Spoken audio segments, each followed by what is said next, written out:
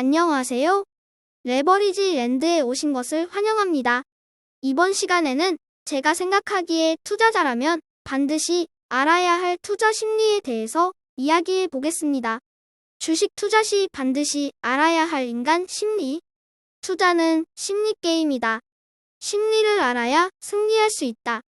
첫 번째는 군중 심리이다. 주식 투자 시에 우리가 가장 자주 범하는 오류로 다수의 방향으로 움직이려는 행동 편향을 말한다.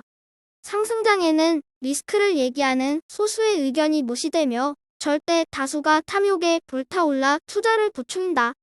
하지만 하락장이 찾아왔을 때는 그 반대로 미래를 낙관적으로 바라보는 소수의 의견이 무시되고 절대 다수가 대폭락의 공포에 질려 주식을 매도하기에 바쁘다.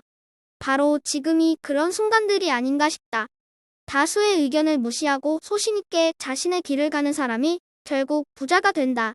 다음은 과잉 확신 편향이다. 본인의 판단이나 지식을 실제보다 과장되게 고평가되는 경향을 일컫는 용어로 수많은 초보 투자자들이 범하는 오류이기도 하다. 초심자의 행운으로 인한 몇 번의 행운을 마치 본인의 실력과 재능으로 착각하여 큰 화를 자초하곤 한다. 주식 투자를 함에 있어 매우 중요한 덕목 중 하나가 주관적인 개입 없이 사실을 있는 그대로 객관적으로 바라볼 줄 아는 지혜이다.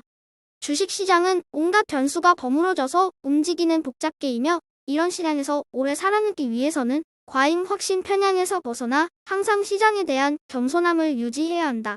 다음으로 이미 나온 결과를 가지고 말하는 사후 확신 편향이다. 주변에 보면 봐, 내가 이럴 줄 알았어. 나는 이미 알고 있어다고 말하며 큰 소리치는 사람이 많다. 삼성전자 같은 우량주에 장기 투자하면 되는데 그 쉬운 걸 왜 못하냐며 억지 소리를 하는 사람도 있다. 20년 전으로 돌아가 보자. 현대전자, 대우전자, 삼성전자, 럭키금성 등등 굴지의 대기업 중에 삼성전자를 투자했어야 하는 합리적 근거가 있을까? 만약 당시에 현대전자나 대우전자에 투자했더라면 우리가 투자했던 주식은 휴지 조각이 되고 말았을 것이다. 지나고 나서 말하는 건 참 쉽다. 벌어지고 난 일에 대한 시장 해석 또한 다 마찬가지다.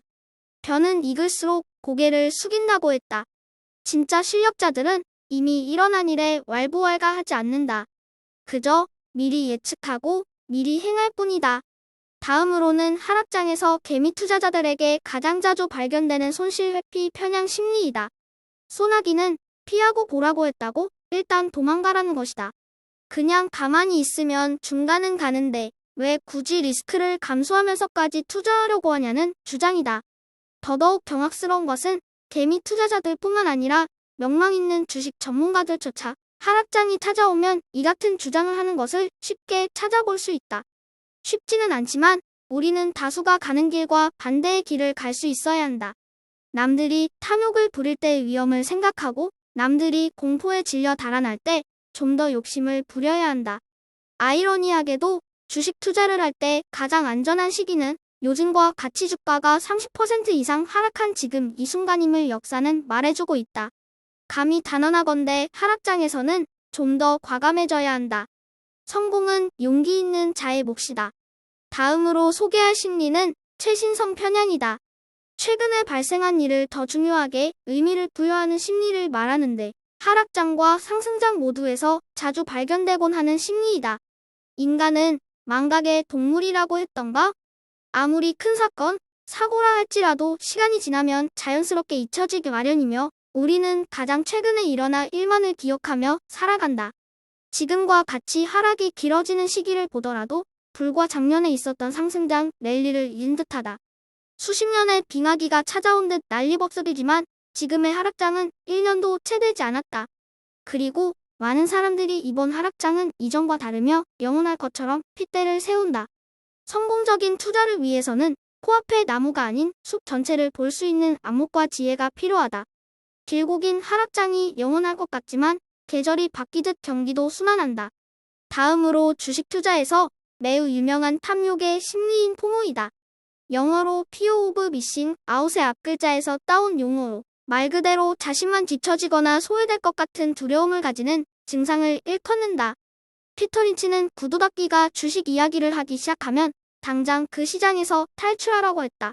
주식으로 돈을 벌었다는 소문이 돌기 시작하면 너도 나도 주식시장에 뛰어들기 시작하고 그로 인해 시장의 가치보다 훨씬 높게 과대평가되는 거품이 형성된다.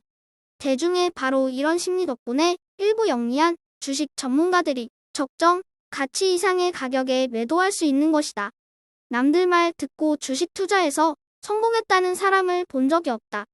주변의 소음을 무시할 줄 아는 강단 있고 소신 있는 투자자가 결국 성공한다. 이번에 소개할 심리는 꼭 투자에 있어서만 해당되는 심리가 아니라 인간사 전반에 나타나는 묘한 마음인 것 같다. 우리 속담에 사촌이 땅을 사면 배가 아프다고 했다. 남이 잘 되는 것을 못 보는 것이다. 그리곤 남의 불행에 대해서는 고소해야 하는 심리이다. 우리는 평소에 누군가가 잘 됐다는 이야기를 들으면 왠지 모를 불편함을 느끼게 된다. 하지만 누가 망했다는 이야기를 들으면 그 사람 참 안 됐고 딱하다며 동정하지만 한편으론 내가 아니라 천만다행이라는 심리가 작용한다. 주식 투자에서도 마찬가지이다.